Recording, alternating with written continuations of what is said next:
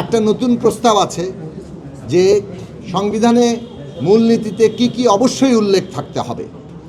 সেই ক্ষেত্রে 5টি প্রস্তাব আছে, আমরা সেটাকে সমর্থন করেছি। 1971 সালের আমাদের যে মুক্তিযুদ্ধ, সেই মুক্তিযুদ্ধের যে ঐক্যের ভিত্তি ছিল সাম্য, মানবিক মর্যাদা, সামাজিক সুবিচার, এই 3টি প্রশ্ন, তার সাথে গণতন্ত্র এবং ধর্মীয় স্বাধীনতা, সম্প্রীতি ও পক্ষপাতহীনতা, এই 5টি বিষয় অবশ্যই মূলনীতির মধ্যে থাকতে হবে। এই বিষয়ে ঐকমত্য তৈরির জন্য আমরা কথা বলেছি এবং এই বিষয়ে ঐকমত্য এখনও তৈরি না হলেও হয়তো এই বিষয়ে সম্ভাবনা আছে। আমরা আশা করি যে যারা বহাল রাখার পক্ষে, যারা পরিবর্তনের পক্ষে, সে বিষয়ে কোনো ঐকমত্য এখানে হবে না, সেটা জনগণ নির্ধারণ করবেন।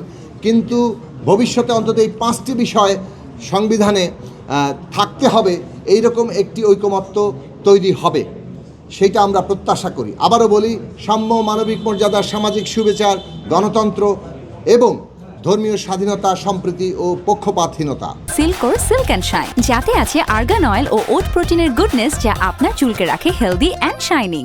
এরপরে আলোচনা শুরু হয়েছে প্রধানমন্ত্রীর যে কত বছর ক্ষমতায় থাকতে পারবেন।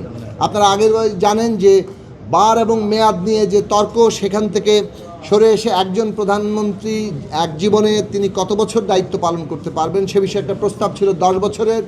এই বিষয়ে মোটামুটি একটা ঐকমত্য তৈরির জায়গা তৈরি হয়ে গেছে, কিন্তু যুক্ত হয়ে গেছে যে সাংবিধানিক পদগুলোতে কিংবা সংবিধিবদ্ধ প্রতিষ্ঠানের পদে নিয়োগের কর্তৃপক্ষ তৈরি হবে কিনা। আমরা মনে করেছি বাংলাদেশের যে অভিজ্ঞতা, তাতে আমরা যে নির্বাচন কমিশন সহ দুর্নীতি দমন কমিশন, পাবলিক সার্ভিস কমিশন, মানবাধিকার কমিশন কিংবা অডিটর জেনারেলের মতো সংবিধিবদ্ধ প্রতিষ্ঠান, এইগুলো যখন দলীয়ভাবে নিয়োগ হয়, তার ফলে এইগুলো সাংবিধানিক প্রতিষ্ঠান হিসেবে কাজ করতে পারে না। তার পরিণতিতে নির্বাচনের কী অভিজ্ঞতা, পাবলিক সার্ভিস কমিশনের মাধ্যমে প্রশাসন দলীয়করণের কী অভিজ্ঞতা, দুর্নীতির কি ভয়াবহ চিত্র, এই সব কিছু আমরা দেখেছি। কাজে বাংলাদেশের অভিজ্ঞতার জায়গা থেকে আমাদের দীর্ঘদিনের লড়াই যে এইখানে অবশ্যই সাংবিধানিক পদগুলোতে নিয়োগের এমন একটা কর্তৃপক্ষ তৈরি করা দরকার, এমন একটা কমিটি তৈরি করা দরকার যেখানে সরকারি দল, বিরোধী দল এবং বিচার বিভাগ এর প্রতিনিধিত্ব থাকবে।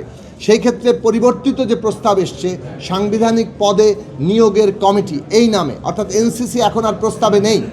এখন প্রস্তাব আছে সাংবিধানিক পদ ও সাংবিধানিক ও সংবিধিবদ্ধ প্রতিষ্ঠানের পদে নিয়োগের কমিটি, এবং সেখানে 7 জনের একটা কাঠামো তৈরি করা হয়েছে। আমরা বলেছি প্রয়োজনে কাঠামো সরল করা যেতে পারে, এমনকি কোন কোন প্রতিষ্ঠানে নিয়োগ হবে সেগুলো সুনির্দিষ্ট করা যেতে পারে, যেমন আমরা 5টি প্রতিষ্ঠানের কথা বলেছি। এবং একই সাথে এর জবাবদিহিতা কার কাছে থাকবে সেই প্রশ্নেও আরও সুনির্দিষ্ট করা যেতে পারে। কিন্তু এই সাংবিধানিক পদ ও সংবিধিবদ্ধ প্রতিষ্ঠানের পদে নিয়োগের ক্ষেত্রে অবশ্যই নিয়োগের একটি কমিটি, যেখানে সরকারি দল এবং বিরোধী দল এবং অন্যান্য প্রতিনিধিত্ব থাকবে, এইরকম একটি কমিটি করা দরকার।